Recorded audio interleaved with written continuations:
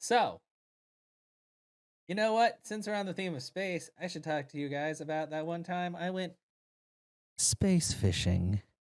Yes, you can fish in space. They say there's no air, but have they really been up there? Probably not. Like, they don't know shit about space. I know all about space, though. It's very large. And, yeah. And I'm not stealing this idea because I did do space fishing in Final Fantasy XIV. I knew about it way before Final Fantasy XIV was ever cool. Back in my youthful days. Which, actually, every year that goes by, the further away that seems, which is really depressing. But that's not what we're talking about today. We're talking about space fishing. So space fishing. So, shit. Yeah, it's, as you might have ascertained, it's fishing in space. But space is very large, so you need to use lures that are actually very bright. In space, the fish are very attracted to bright lights because, you know, there's not a lot of light in space. I mean, there's stars, but they're very far away, so it's not very good light, you know? It's not like the light we used to have back in the day. But yeah, space fishing. Yeah, also, I mean, they are technically weightless, so space fishing, you know, you think that space fishing would be a lot easier because it's like, oh, you just reel in nothing. No, space fish have rockets. They've, you know, evolution and all that. Space fish just have rockets, like, where their fins should be. Because it would be really dumb for a fish to be flopping around in space, because they don't have anything to grab onto. But yeah. It's very dangerous, because there is a possibility of them exploding, so you have to be careful. But, you know, if you are careful, like me, a professional fisher, you don't have to worry about that so much.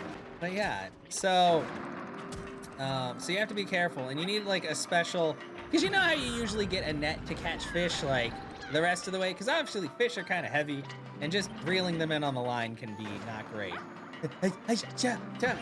But yeah, so you need a special bag that's fireproof, because, you know, the fish rockets.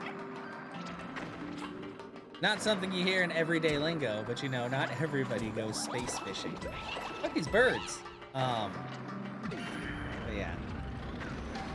You know, and whenever I think of like a fireproof bag, it just makes you think of like the bomb bags from Legend of Zelda.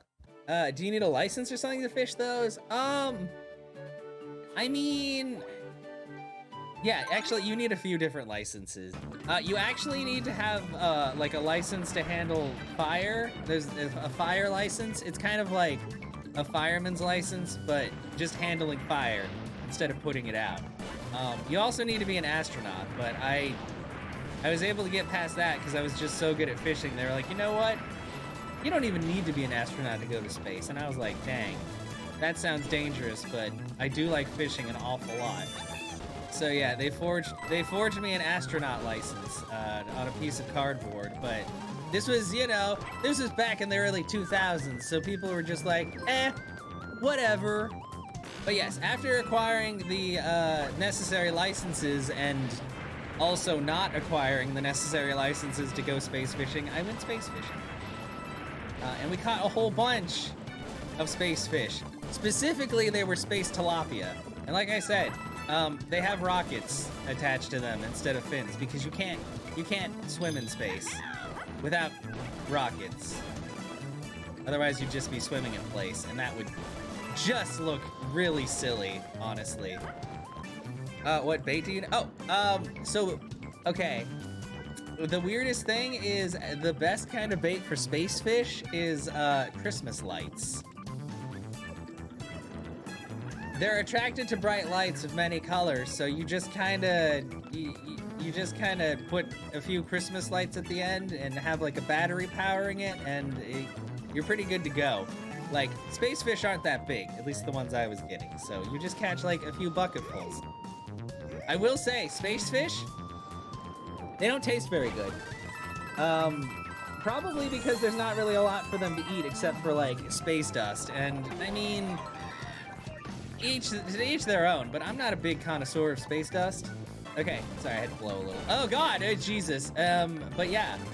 Wait, what about Daddy Bezos? Okay, give me a second. I'm running and I gotta finish the story. I don't like talking about Bezos. The last few times he asked for money, or I asked him for money, he never responded, and I took that personally.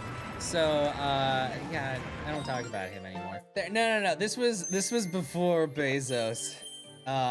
I just talked to. I was friends. I forgot to mention this, but I'm actually not. I am best friends with Buzz Aldrin, the spaceman, and he's the one who wrote my space certificate. So yeah, I went to go space fish because Buzz Aldrin signed a piece of cardboard and told them I was a fisherman, and they were like, you know what? Buzz Aldrin wouldn't lie to us. So, I know. Sorry. Sorry if that makes you jealous. It's okay. I'll call him up so he can say hello personally to all of you guys. But yeah, cosmic radiation isn't so good for you, but it's okay. You know, it's kind of like how people are forced to eat fish even though there's too much mercury in the water. You gotta eat something in space, you know? You think they only survive off of like dried ice cream sandwiches and stuff? No, they eat space fish. They just don't tell you that. The government covers it up. Like everything else the government covers up, you know? Yeah, well, cardboard's amazing and you can find it anywhere, you know? But yeah. So there you go, space fish. When you want to catch one of those, first you gotta go to space, which is kind of hard to do. But if you can figure that out, all the rest of it is pretty easy. Oh yeah, you need a fire license because of the rockets.